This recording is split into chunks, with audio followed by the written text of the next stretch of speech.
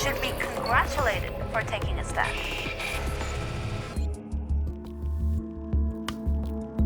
The arrest of the woman driving activist took everybody by surprise.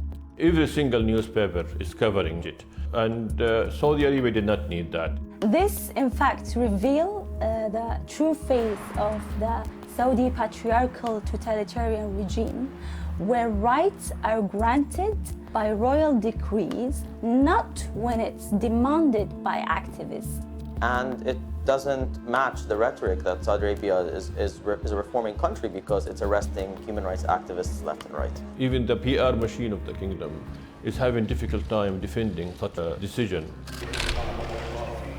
The question for the Saudi authorities is, why do this now, of all times? Why, just as the global media were busily churning out good news stories of Saudi women preparing to take the wheel in the last country on the planet which had banned them from driving, would the government choose this particular moment to arrest 7 activists, 5 women and 2 men, accusing them of colluding with unspecified foreign powers to destabilize the kingdom? The truth is, those activists have been under the gun ever since last September, when the Crown Prince's father, King Salman, announced the ban was coming to an end. I was not surprised about the news of the arrest, knowing that last year when the kingdom announced lifting the ban, the same day, ironically, they called women's rights activists and they asked them to remain silent, resulting of many women's rights activists being condemned into silence, deactivating their Twitter account or stopping tweeting. The activists have been depicted by media as traitors. القبض على 7 أشخاص قاموا بالتواصل المشبوه مع جهات خارجية. They were accused of forming a cell to try and destabilize the country. Unfortunately, this is not the first instance where human rights activists and any form of political dissent is linked to a national security threat. We have seen cases where people are arrested simply for tweeting criticisms of Saudi Arabia policy. And of course, this plays a huge role in stifling any form of human rights activism, dissent, and any form of freedom of expression, association, and assembly in the country. Those women should have been celebrated next month when women are allowed to drive in Saudi Arabia.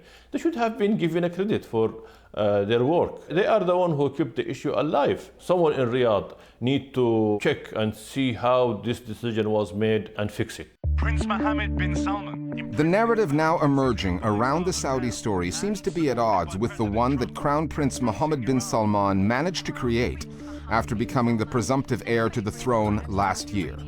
What the government in Riyadh called an anti-corruption crackdown got good reviews in the Western media, despite legitimate questions that were being asked, such as, was MBS using the anti-graft effort as a smokescreen, justification for locking up his rivals within the royal family?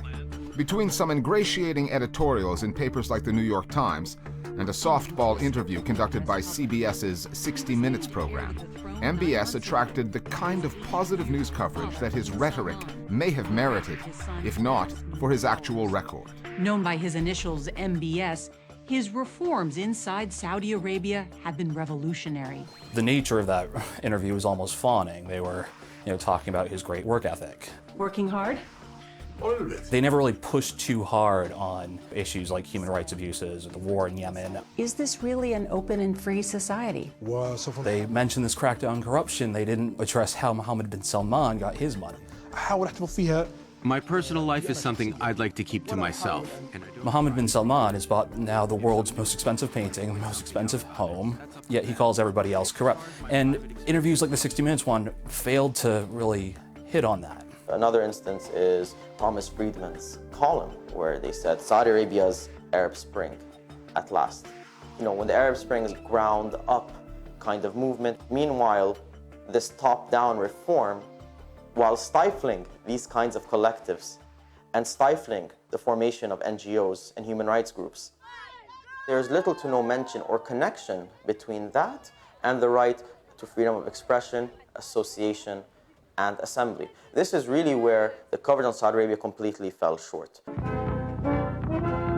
Although it's impossible to really gauge credit, if one can call it that, for Saudi Arabia's sometimes successful spinning of its own story, particularly in the US, may well lie with the multiple public relations firms it has at its disposal there. Under American law, PR and lobby groups are required to disclose their foreign clients. At least 3 Washington-based PR firms work on the Saudis' behalf: BGR, Squire Patton Boggs, and Hogan Lovells.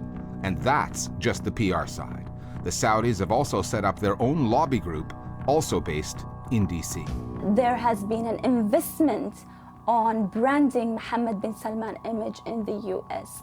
And this has been taking place through different tools and methods. One, the regime set up a lobby called SABREC. This lobby, the Saudi-American Relationship Committee, work intensively to promote Mohammed bin Salman image in the US. Also, his brother, Prince Khalid, was appointed as the ambassador of Saudi Arabia in Washington. We want to empower our youth, including women.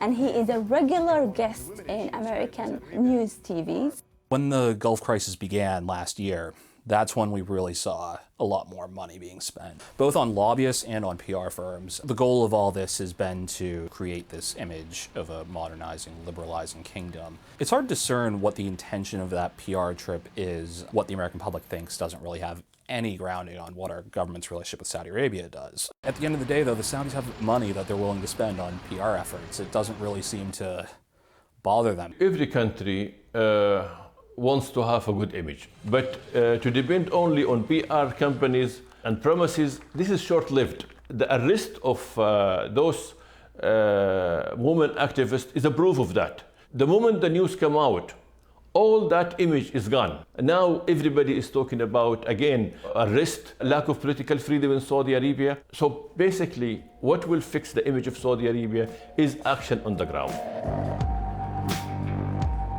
Back to the question asked at the outset, why now? There's really no clear answer to that. The PR-led charm offensive and the MBS interviews were targeted at the international media and foreign politicians. The arrest of the activists and the discourse-chilling message that sent were designed primarily for domestic consumption. If that created a few unflattering headlines in the global media, then so be it. The image that the Crown Prince projects at home, power, above all else, is the priority. That's always been the way in the House of Saud. And for all the talk of reform and a generational changing of the guard in Riyadh, it hasn't changed.